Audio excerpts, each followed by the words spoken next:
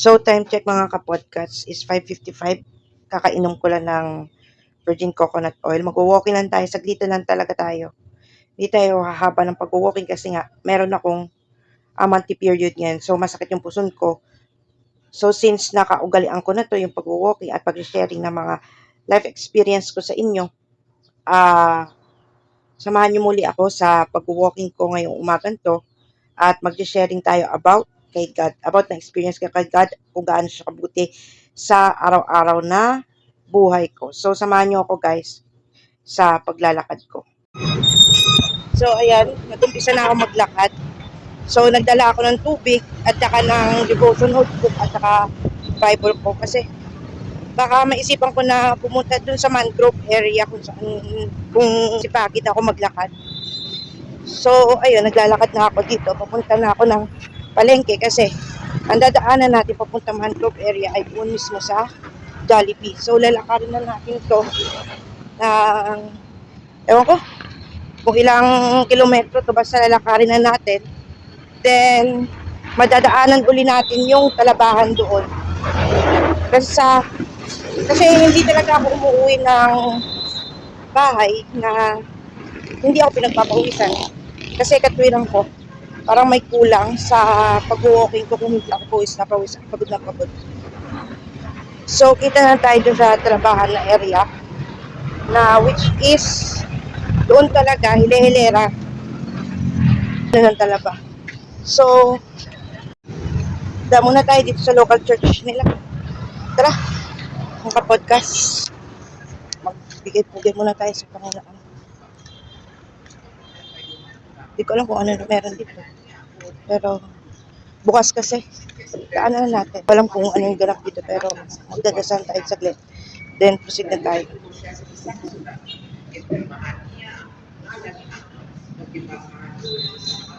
Hindi naman na tayo magsisimba mga kapod kasi dadasalan tayo saglit. A few moments later. So, ayan. Nakadaan na ako sa simbahan. Hindi ako katoliko. Pero yung paniniwala, yung faith lang kasi. Binuksan kasi ni Ate Myra nun yung nung down na down ako. Hindi naman yung church mismo eh. Alam ko naman yung literal na katotohanan about sa Word of God. Pero kung faith lang, mas malakas yung faith ng mga katolik. I mean, yung faith and belief, same na din naman sa Christian community namin. So, siya yung nagbalik sa akin, nagbigay sa akin ng hope dahil nakakasama ko sa kanila sa mga churches. Ang dami ko ng church na puntahan. Actually, mga kapodcast. Iba't ibang church, iba't ibang mga lugar. Kaya sobrang thankful din ako sa mga kaibigan ko sa Maynila kasi pinanumbalik nila yung pananampalataya nila sa akin. So, ayun, walking ulit tayo mga kapodcast. At tignan natin kung makakapunta ako ng mangrove. 1 hour later. So, hindi ko na nga na-video mga kapodcast yung retro ko dito. Pero, ayun nga, nandito na ako sa Villa Rosa Beach Resort. So, maganda lang din pala, maganda rin dito kasi nga, yun nga oh, pwede ka bumaba dyan, magpa-picture taking, ganyan. So, anyway, hindi naman yan yung pinunta ko dito. Pinunta ko kaya ako nag-entrance kasi nga, devotion. Pero alam mo na kahit tingnan natin kung may jellyfish. Kasi hindi pa ako nakakarating sa pinakadulo na ito eh. Although nakarating na ako kasi nga, bakit nga pala ako, naganap kasi ako ng dati. Ito rin ako. Naganap ako ng murang entrance noon. Ito ngayon nakita ko. Murang entrance tapos magandang tanawin. Yan mga ka-podcast. So may maliit silang lugar dito na dito na yata tayo pwede mag-devotion. Kahit hindi na ako mag-cottage, hindi naman ako magsusulat eh. Magbabasa lang ako ng Bible siguro. Share ko lang din yung kanina kong sinabi na kung saan sabi ko, dumaan tayo di ba ng simbahan. Yung simbahan na yon is yun, Catholic Church. Hindi naman kasi ako Katoliko eh. Diba nga, hindi naman sa relihiyon ng tao maliligtas, kundi kung ano yung relasyon personal mo sa Diyos. Yung paniniwala ko talaga. Kung ano yung relationship mo kay God, kung tapat ka sa Kanya, sa pananampalataya mo, sa faith mo sa Kanya, hindi ka niya pababayaan. Gaya nga ng pinangako niya sa Kanyang salita. Sa Hebrews 13:5b, hindi kita iiwan, hindi kita pababayaan. So, yun yung paniniwala ko na kung saan, through your faith, through your hope, trust and belief sa ating Panginoon, hindi niya tayo pababayaan sa bawat aspeto o yugto ng buhay na mayroon tayo. Sa bawat journey ng buhay na mayroon tayo, kung lagi lang tayo umaasa at kumakapit kay God sa bawat aspect of our lives, hindi niya tayo ile-let down sa anumang hamon o pagsubok ng buhay na mayroon tayo. So, every alternate siguro mga kapodcast, MWF or at Saturday punta tayo dito sa lugar na to, mag-a-unwind lang tayo, magdi-devotion kung kaya, and then yun nga, magbabasa ng Bible, sharing, tapos uuwi na. Ito na yung pinaka stopover ko sa mahaba-habang paglalakad ko. Ito na yung pinaka quiet point ng journey ko sa exercise ko. Alam nyo kasi mga kapodcast, pag dito ka, tahimik ang lugar, tapos ang ganda pa ng scenery. So, pakita ko lang sa inyo. Ito yung mga kapodcast, ang ganda. Dito ko ngayon nakaupo. Sa isa sa mga bato. Ito yung yung parang nila, parang beach front nila. Dito. Yan. Hanggang dun yan sa dulo. Nakita nyo na rin naman yan sa previous.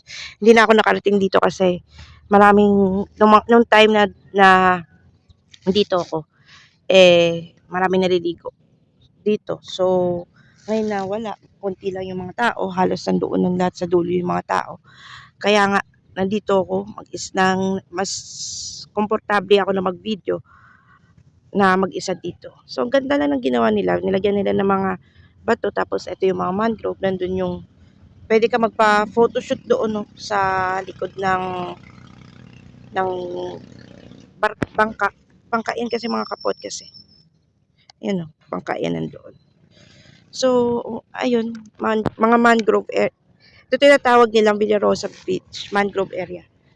Kasi, ewan ko may nagtaanan kasi merong mga cooperative dito minsan na nagtatanim o nagba-mangrove planting. So, dito yung lugar na yun. So, magde-devotion na ako mga podcast dito. I-share ko sa inyo kung ano yung natutunan ko this morning, this devotion ko sa pagbabasa ng salita ng Diyos at sa panalangin ko. Kung ano yung dinasal ko, ikukwento ko din sa inyo. So, balitaan ko na lang kayo mga kapodcast kung ano yung devotion ko for this morning. 2 hours later. So, kakatapos ko lang mag-devotion, mga kapodcast. So, i-share ko lang sa inyo yung konting devotion na akin natutunan. Matatagpuan ito sa Proverbs chapter 3, verses 1 and 2. Anak ko, aral ko ay huwag mong kalilimutin. Lahat ng aking utos sa isipan mo itanim, upang araw mo'y tumagkal, umaba ang iyong buhay, at maging masagana sa lahat ng kailangan.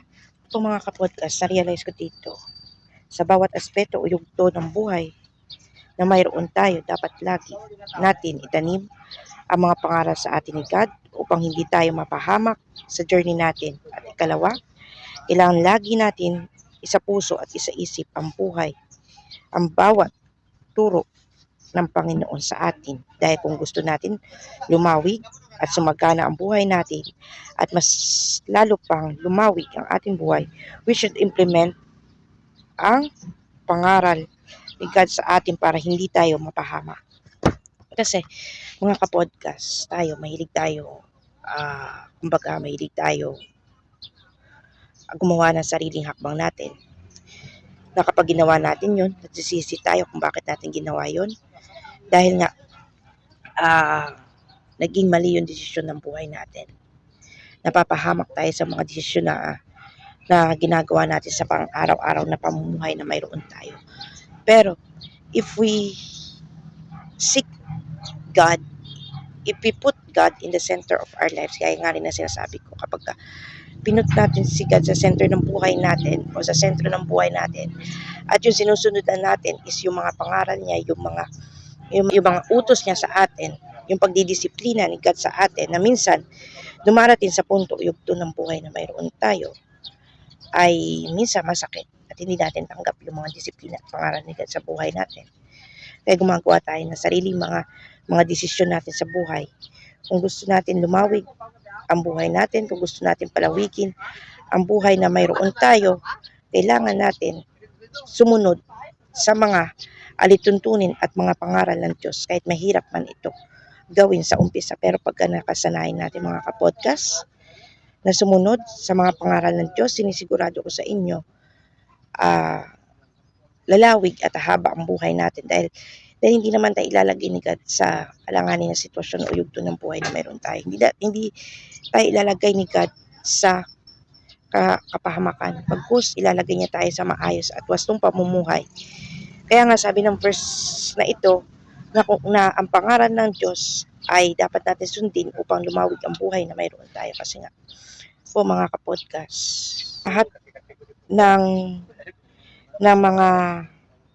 mga desisyon na gagawin natin, kung isasanggunin natin kay God, kung sasabihin niya sa atin sa pamamagitan ng kanyang word of God na masama ito, ganito, ganyan, huwag mo gagawin. Kung bibigyan ka ng sign ni God na ganun, sumunod ka na. Huwag na maging matigas yung ulo natin dahil pagka ginawa natin yung mga bagay na hindi naaayon sa pamantayan ng Diyos, maglilid ito ng kapahamakan sa buhay na mayroon tayo. Na magigimit siya pa ito ng pag-ikli ng buhay natin dahil sumuway tayo sa ating Panginoon. So, ayun na mga kapodcast yung devotion natin ngayon. So, uwi na ako kasi umaaraw na. Mga kapodcast, maglalakad na ako. Doon na lang tayo sa kagilitnaan ng daan na to. Mag-iinom ng gatas. So, kita na lang tayo doon. A few moments later. So, ayan, nag-stop over na naman ako. Gatas. Wala naman akong bili. Baka bukas, hindi na muna ako bibili ng gulay. Ay, bibili ako. Pero, yung breakfast natin bukas, baka ito ako mag-breakfast kay nanay.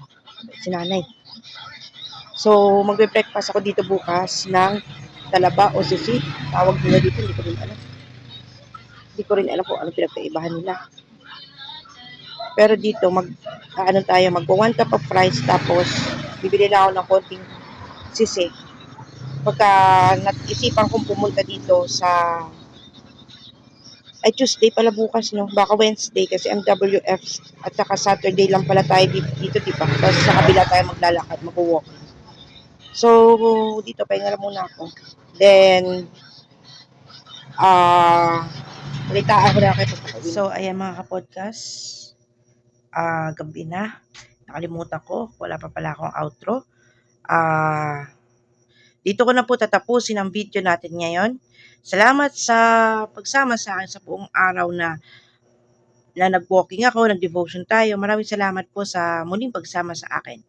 Kung nagustuhan niyo po ito, please don't forget to like, share, and subscribe and hit yung notification bell para ma-notify kayo sa ating mga new upload. Bye mga kapodcast. God bless you po.